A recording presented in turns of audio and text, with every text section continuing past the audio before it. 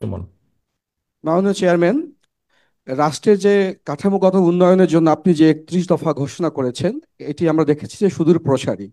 কিন্তু এই কার্যক্রম এক্সিকিউট করার জন্য যে দক্ষ জনবল, স্কিল ম্যান পাওয়ার প্রয়োজন আছে আমাদের দেশে, সেটার জন্য ভবিষ্যতে আমরা উন্নত দেশগুলোতে দেখেছি যে মানব সম্পদ ব্যবস্থাপনা উন্নয়ন ডিপার্টমেন্ট বা মিনিস্ট্রি থাকে।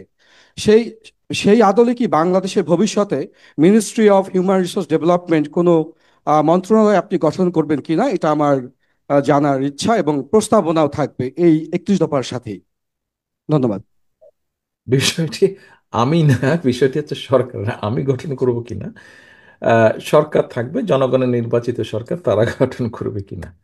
আচ্ছা, এখন সুমন, আহ, আমাদের 31 দফার অনেকগুলো বিষয় আছে, মানে 31টা বিষয় আছে।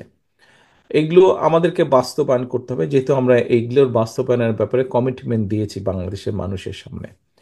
আহ, এইগুলো বাস্তবায়ন অনেকগুলো, কম বেশি সবগুলো করতে গেলে এখানে বিভিন্ন ভাগ আছে। কিছু ভাগ আছে রাজনীতিবিদের দায়িত্ব, কিছু ভাগ আছে বিভিন্ন প্রফেশনালসদের দায়িত্ব।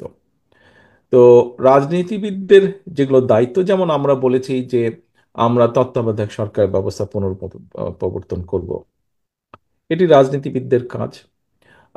সংসদে এটি করতে হবে। আমরা বলেছি যে আমরা পরবর্তীতে আমাদের পরিকল্পনা আছে, আমরা সমাজের, আমরা যারা রাজনীতি, রেগুলার রাজনীতি করি, আমরা করি, এর বাইরেও বিভিন্ন মানুষ আছেন যারা বিভিন্নভাবে দেশ গঠনে, জাতি গঠনে ভূমিকা রাখতে পারেন। তার মধ্যে বিভিন্ন প্রফেশনালস আছেন, শিক্ষক আছেন, তার মধ্যে সাংবাদিক আছেন, লয়ার্স আছেন, ডাক্তার আছেন, ইঞ্জিনিয়ার আছেন। এদের ভিতরে যারা রাখতে সক্ষম, এই মানুষগুলোকেও সুযোগ করে দেওয়া, তার জন্য আমরা একটা উচ্চ কক্ষ তৈরি করতে চাচ্ছি। প্রথমে প্রাইমারি এটা রাজনীতিবিদদেরই কাজ, তো এখানে রাজনীতিবিদদেরকে ভূমিকা রাখতে হবে। ঠিক এর বাইরে আপনি যদি শিক্ষার বিষয়ে, আমরা যেটা এই যে একটু আগে আমাদেরকে প্রশ্ন করেছে কুড়িগ্রাম থেকে, গাইবান্ধা থেকে লিঙ্কন প্রশ্ন করেছিল, দেখেছেন আপনি। শিক্ষার, প্রাইমারি শিক্ষা বলেন বা যে শিক্ষার ব্যাপারে, সেকেন্ডারি, আমরা শিক্ষার ব্যাপারে বলেছি। এখানে সরকারের কাজ আছে ঠিক, কিন্তু এখানে সবচেয়ে গুরুত্বপূর্ণ ভূমিকাটা পালন করতে হবে শিক্ষকদেরকে।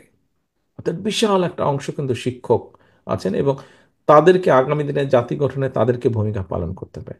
আমরা এখানে বলেছি যে আমরা স্বাস্থ্যের ব্যবস্থার উন্নতি ঘটাতে চাই, আমাদের 31 দফার মধ্যে আছে। সেক্ষেত্রে স্বাস্থ্যের সাথে বিভিন্ন কাজ আছে যেখানে অ্যাডমিনিস্ট্রেটিভ লোকজন থাকে, কিন্তু এটির বড় অংশ, 90% অংশ বা 90%-এর কাছাকাছি অংশ চিকিৎসক বা ফিজিশিয়ান যারা, তারা জড়িত আছেন, কাজে তাদেরকে এখানে ভূমিকা রাখতে হবে। এভাবে বিভিন্ন বিষয় আছে। যাদের যেই বিষয়টি আছে, এই মানুষগুলো মোটামুটি তাদের অবস্থান থেকে যদি সঠিক ভূমিকা রাখেন, সঠিক ভূমিকা পালন করেন, আমি দৃঢ়ভাবে বিশ্বাস করি আমরা অনেক সমস্যা থেকেই কাটিয়ে উঠতে সক্ষম হব। এর বাইরে আপনি যেটা বললেন যে স্পেশাল লোকজন, মানে যাদের স্পেশাল কোয়ালিটি আছে এরকম, দেখুন, বাংলাদেশের বহু মানুষ আছেন, বাংলাদেশের বহু মানুষ আছেন যারা দেশে, পৃথিবীর বিভিন্ন দেশে, বিভিন্ন গুরুত্বপূর্ণ জায়গায়, বিভিন্ন স্পেশালাইজ জায়গায়, কেউ বলতে পারেন রোড কমিউনিকেশনে, কেউ বলতে পারেন রেল কমিউনিকেশনে, কেউ বলতে পারেন শিক্ষার ব্যাপারে বিভিন্নভাবে কন্ট্রিবিউট করছেন। আমি মনে করি যদি আমরা কোনো একটা স্কোপ তৈরি করতে পারি, যে বিদেশে যারা বাংলাদেশের স্বনামধন্য মানুষ আছেন, বাংলাদেশি নাগরিক কিন্তু বিদেশে সেই দেশের গঠনে ভূমিকা রাখছেন, সেই মানুষগুলোকে যদি আমরা আমন্ত্রণ জানাই, সেই মানুষগুলোকে যদি সুযোগ করে দিতে পারি, তাহলে নিঃসন্দেহে আমি দৃঢ়ভাবে বিশ্বাস করি, এখানে বিদেশে থাকার কারণে আমি বহু এরকম মানুষের সাথে কথা বলেছি, তারা মানে খুব খুশি হয়ে দেশের জন্য, দেশের মানুষের জন্য কাজগুলো করবেন। কাজে আমরা এভাবে করতে পারি। আর আপনার যে পরিকল্পনা বলেছেন যে আমরা এরকম আলাদা কিছু করতে পারি কিনা, আহ, তৎকালীন পরিস্থিতি যদি প্রয়োজন, মানে ডিমান্ড করে, তৎকালীন পরিস্থিতি যদি ডিমান্ড করে আমরা করা প্রয়োজন, আমরা সেটা অবশ্যই বিবেচনায় নেব। সেটি আমরা অবশ্যই সেরকম একটি ডিপার্টমেন্ট আমরা গঠন করব। Why not. ধন্যবাদ। ধন্যবাদ।